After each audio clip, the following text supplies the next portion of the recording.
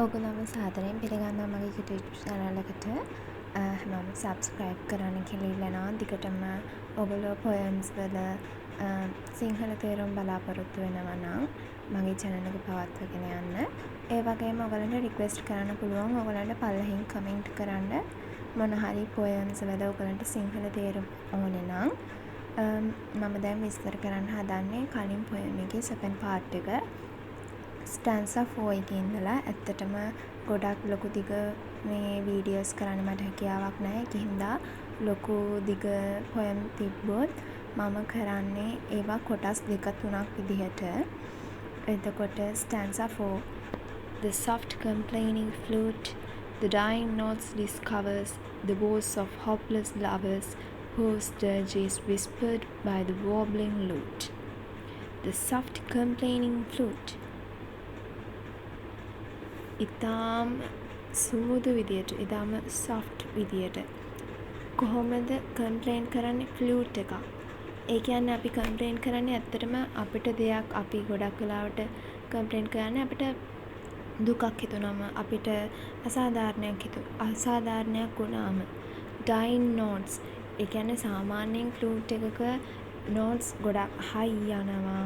ඒත් නැත්තම් සාමාන්‍යයෙන් හරිම මිහිරි හඬක් දෙන එකක් නේ. හැබැයි මෙතනදී ජෝන් ඩ්‍රයිඩන් එක සමාන කරන්නේ ඊටාම sorrow, mourn, එතකොට දුකක් වගේ දෙයකට. hopeless ඒ කියන්නේ බලාපොරොත්තු නැති වෙච්ච ගිය ආදරවන්තිය විදියට.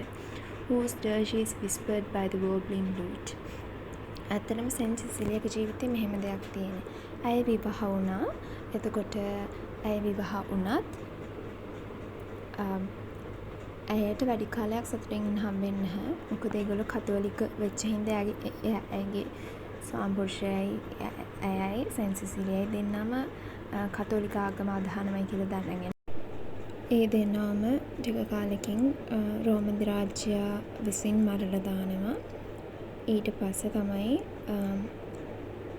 ඒ දුක කියන්න සමහරක් වෙලාවට ජෝන් ඩ්‍රයිඩන් මේ දුක එයාගේ ජීවිත කතාවේ කොහොම දුකක් එයා වින්දාද කියන එක මේ soft complaining flute. එයාට වෙච්ච අසාධාරණ වෙනුවෙන් ඒ දවස්වල කවුරුත් හිටියේ නෑනේ කතා කරන්න. හැමෝම අධිරාජ්‍යයට බය වෙලා හිටියේ. ඒකින්ද මේගොල්ලෝ ප්‍රාණ පරිත්‍යාගයෙන් වුණා. Stanza 5.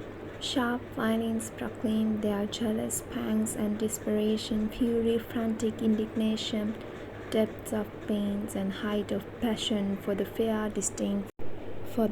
disdainful dame. මේ විදිහට ඊළ පස්සේ violins, jealous pranks and desperation. මේකෙදිත් සෙන්ට් සිසිලියාගේ ජීවිත කතාවට අරලන්න පුළුවන්. මොකද අනිත් අය ගොඩක් යාට ඊර්ෂ්‍යා කරා. එතකොට ඒ කියන්නේ ඊර්ෂ්‍යා කරා කියන එක ජෝන් ඩ්‍රයිඩන් තමයි මෙතන දාලා තියෙන්නේ. ඔහු අර ඇය ඉතාම කරුණාවන්ත හදවතක් ගොඩක් දුප්පත් අයට උදව් කරා.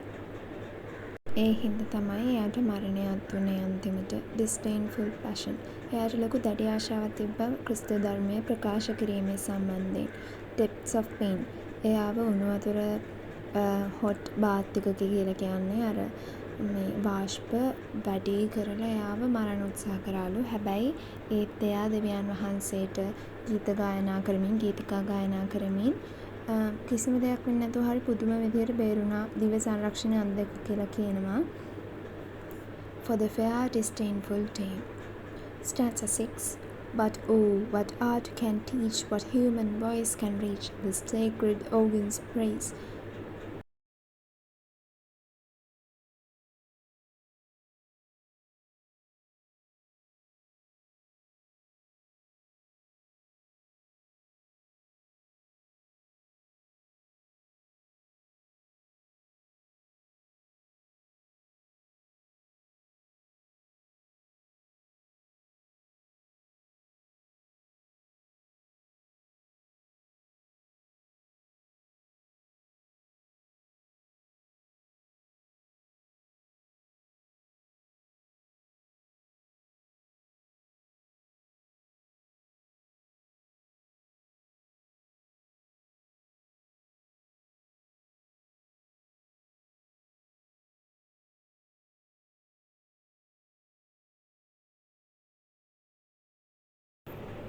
දැන් අපි බලමු ඕෆියස් කියන්නේ ග්‍රීක් මිතෝලොජි එකට අනුව මියුස් one muse.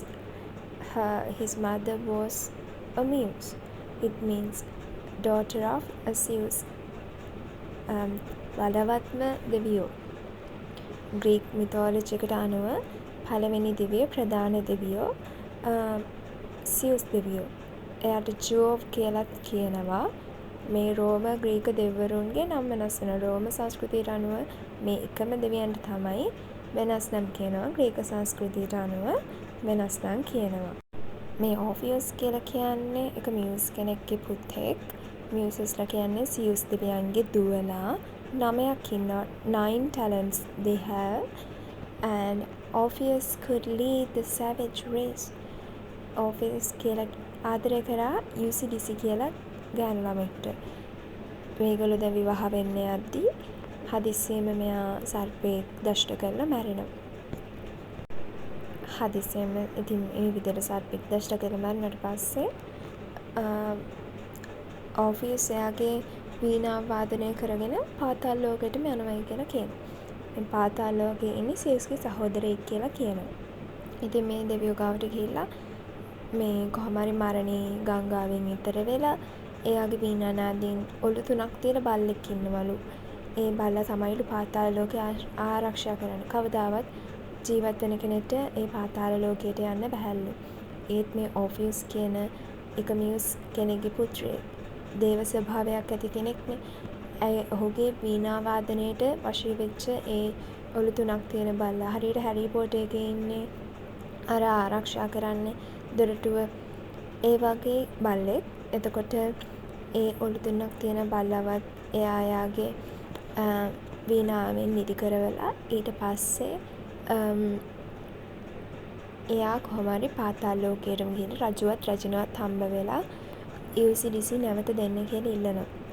හැබැයි ඒ කැමති වෙන්නේ නැහැ කවුරුත් එක පාටම. ඊට පස්සේ තමයි ඕෆියස් වීණාව වාදනය කරලා මේ සියල්ලම මේගොල්ලම වස්සගේට ගත්ත කියන්නේ මේගොල්ලම ගොඩක් සතුටු වුණා. මේගොල්ලෝ ඕෆියස්ගේ වීණා නාදනය. ඊට පස්සේ තමයි මේගොල්ලන්ට අවස්ථාවක් දෙනවා මේ පාතාල ලෝකයේ රජතුමා දෙවියෝ මේ අවස්ථාවක් දෙනවා. ලූටෝ කියලා තමයි කියන්නේ මේ දෙවියන්ට. මේ දෙවියෝ අවස්ථාවක් දෙන ඕෆියස්ට ආදරවන්තීව අයරගෙන. ඊට පස්සේ මෙයා අරගෙන හැබැයි කන්ඩිෂන් එකක් දෙන එක කොන්දේසියක් දෙනවා. නැවත ඊට පස්සේ හැරලා බලන්න බෑ.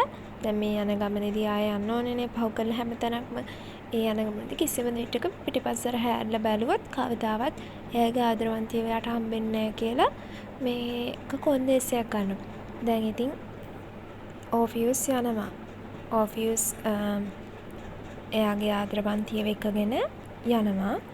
ඊට පස්සේ ඒත් අන්තිමටම එයා පාතාල ලෝකෙන් එළියට යන්න යද්දිම එයා අනිත් පැත්ත හැරලා බලනවා එයාට දරාගෙන බැරුව. ඇත්තටම මෙයා එනවාද මගේ පිටුපස්සෙන්. එතකොට මෙයාව ඇදිලා යනවා පාතාල ලෝකයට. එයාට නැවත හම්බෙන්නේ නැහැ. ඉතින් කවියා මේ කවියේදී කියනවා ගස් මුලින් ගැලවිලා ආවලු මේ ඕෆියස්ගේ වීණා නාදය අහන්න. හැබැයි සෙන්සිසිලියාගේ වීණා වාදනය ඊටත් වැඩිය ගොඩක් බලවත්ද. මොකද දේවදූතෙක් ස්වර්ගය කියලා වැරදිලා පොළවට ඇවිල්ලා. ඒ තරම් එයාගේ ඒ කියන්නේ අරයාගේ ඕෆියස්ගේ වීණා නාදයට ගස් මුල් ගැලවිලා එනවලු අහන්න. හැබැයි සෙන්සිසිලියාගේ වීණා නාදය අහන්න ස්වර්ගයේ ඉන්න දේවදූතයොත් එනවා කියලයි ඔන්න මේ කවියා මේ ස්ටෑන්සා එක ඉවර කරන්නේ. ඕගන් එක වීණාවට වැඩිය ගොඩක් වෙලාවට මේ එක විශ්වාසයක් තියෙන සෙන්සිසිලියා තමයි ඕගන් එක හොයාගත්තේ කියලා. ඒකින්ද කතෝලික ක්‍රිස්තියානි දේවස්ථානවල ගොඩක් භාවිතා වෙන්නේ ඕගන් එක. ඒ වගේම මේ ඉස්සර මේ ඕගන් එකේ ලොකු බට තිබිලා තියෙනවා. උඩට එක කී එකක් එබුවම ඒ බටෙන් තමයි ශබ්දය නිපද වෙන්නේ. ඕගොල්ලෝ බැලුවොත් එහෙම මැලෆිසන්ට් මූවී එකේ තියෙනවා ඒකේ රියල් මූවී එක. ඒකේ රියල් මූවී එකේ අර ෆේරිස්ලා විනාශ කරන්න හදන්නේ අර ඒකෙන් නැගෙන දුම් වලින් තමයි. අර ඒගොල්ලන් විනාශ කරන්න හදන්නේ රැජින. ඔයගොල්ලෝ බලනවා නම් ඒක බලන්න. එතකොට ඒ කියන්නේ ඇත්තටම ඉංග්‍රීසි සාහිත්‍ය ඉගෙන ගන්නවා නම් කතෝලික දහම, ක්‍රිස්තියානි දහම, සභාව පිළිබඳ ලොකු අවබෝධයක් අවශ්‍යයි. මොකද බෞද්ධ ආගම පිළිබඳ අවබෝධයක් අපිට සිංහල විෂය සාහිත්‍ය හදාරද්දී අවශ්‍යයි. වගේම කතෝලික විෂය කතෝලික දහම අදහන ඒ කියන්නේ ඒ පසුබිම පිළිබඳ පොඩි අවබෝධයක් තියෙන්න ඕනේ. ඉංග්‍රීසි සාහිත්‍ය හදාන ඉංග්‍රීසි ලිටරේචර් හදාරන්න ඇත්තටම අපිට ඒකින්දා පුළුවන් නම් ඉංග්‍රීසි කතන්දර ඉංග්‍රීසි සින්දු අහලා ඒ වගේ අවබෝධයක් ගන්න ඒක ලොකු උදව්වක් වෙයි ඔයගොල්ලන්ගේ ක්‍රිටිකල් ඇනලයිසිස් වලට. එතකොට grand chorus as from the powers of sacred lace.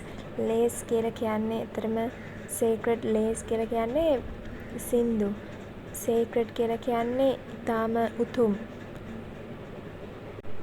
එතකොට මේ සංගීතය ඇහුනම දෙවියන් වහන්සේ ඒ කියන්නේ දෙවියන් වහන්සේව සතුටු කරන්න තමයි sacred creators කියලා කියන්නේ මවුම්කාරයා. ගේ ගුණ වයන්න තමයි සෙන්ට් සිසිලියා මේ ගායනා කරන්නේ.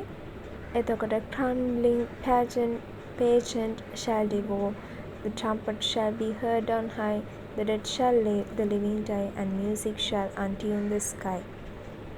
ඒ කියන්නේ මේකේ එළිදරව් සාහිත්‍ය. දැන් මේ උත්පත්ති පොතෙන් පටන් අරන් එළිදරව් සාහිත්‍ය. උත්පත්ති කියන්නේ බයිබලයේ පළවෙනි පොත. එළිදරව් සාහිත්‍ය කියලා කියන්නේ බයිබලයේ අවසාන පොත.